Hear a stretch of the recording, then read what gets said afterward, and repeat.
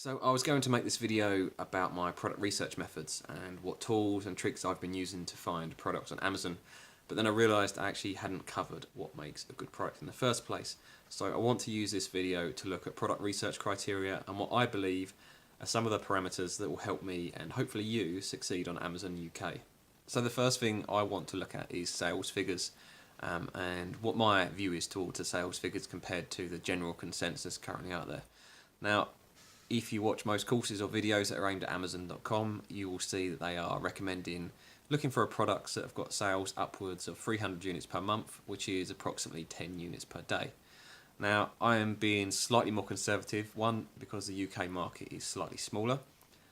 Secondly is I don't want to be ordering any more inventory than I absolutely have to on my first order, because I want to keep my risks as low as possible. So if you're looking for a product that was selling 10 units per day, and say for example you wanted to order 2 months worth of stock, which is what I intend to do, as I don't want to get a product on Amazon, get it listed, get it performing well, and then run out of stock. So if you're ordering 2 months worth of stock at 10 units per day, you'd need 600 units. Now I want to try and keep my costs a bit lower, so I'm looking somewhere between the 5 and 10 units per day. So depending on what product I do eventually pull the trigger on, I would expect in my first order to be between somewhere from 3 to 4, maybe 500 units. So in addition to the UK market being smaller than .com and wanting to keep my initial order as small as possible, there is a third reason why I'm looking at products that only sell 5 to 10 units per day, and I believe it's the most important, and that is that there is less competition for those products. So when you do actually get your product shipped to the UK and are listed on Amazon, you've got a much better chance of getting listed on that front page and getting the organic sales which we need to succeed in the long term. So the next most important criteria that I believe people look at is the number of reviews that existing sellers have got. Now I've seen different courses recommending different things, but as a general rule of thumb, most people try to avoid products where there are between 5 and 10 sellers on the first page of results with over 100 reviews, because then they say the market's too competitive and it's not worth getting involved in. I can see the logic behind that, and in some cases I do agree. However, I don't think you should exclude all products purely because of that. Now, what I like to do is look at the product page as a whole. So if you've got 20 products on there, looking at them together and not just, oh, look at those 5 or look at those 6.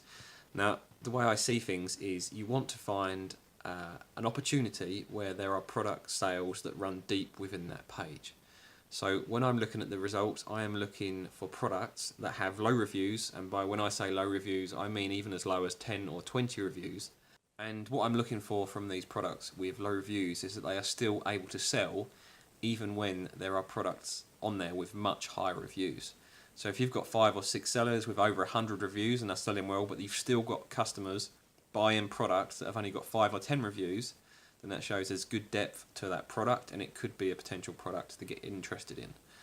What I like to do to kind of confirm that is then look at the second page of sales and see if there are people also selling there.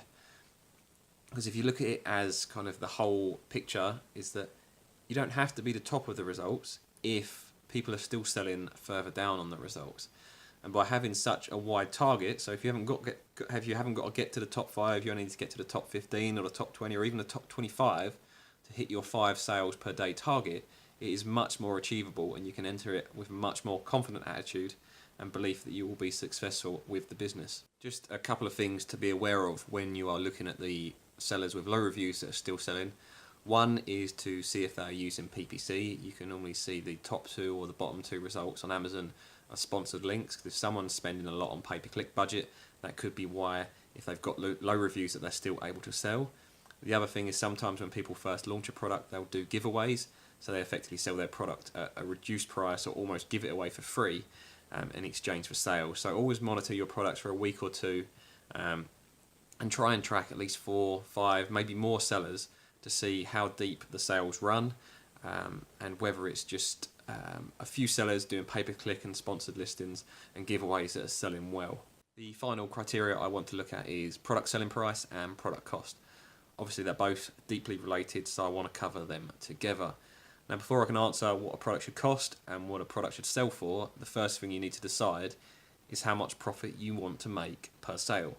Now, a lot of the courses and videos on YouTube will recommend at least $10 profit per month. Now, I'm being slightly more conservative than that for a few reasons. Firstly, being it rules out a lot of future competition. If you're choosing a product that has a smaller profit margin, a lot less people will want to enter that market in the future.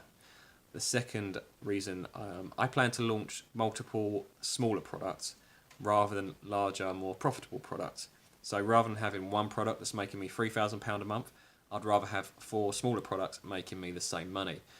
The reason being, I don't want to have all of my eggs in one basket, and if anything ever happens to that product, then I lose all of my money. Whereas if you've got 4 smaller products, if one of those products has issues, you're still making money off those other 3 products. So that brings me on to my criteria for what I am currently searching for.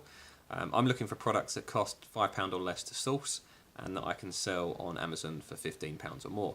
Now, the reason I want that £10 clear margin is that when you take into account import costs, VAT, Amazon FBA fees, you've got the pay-per-click cost as well, and if you do any giveaways, then you're easily going to be spending £5 per product on those elements, which should hopefully leave me then a £5 profit margin per product. So just one final thing to check before I wrap this video up, and this isn't so much a criteria but more something just to be aware of, is always look into the product's seasonality. So you don't want to be necessarily buying products that only sell for 1 month of the year. That's not to say that there aren't opportunities with seasonal products, just always be aware of that when choosing your product, and check them with the relevant things using things like Camel and Google Trends, all stuff that we will cover in future videos.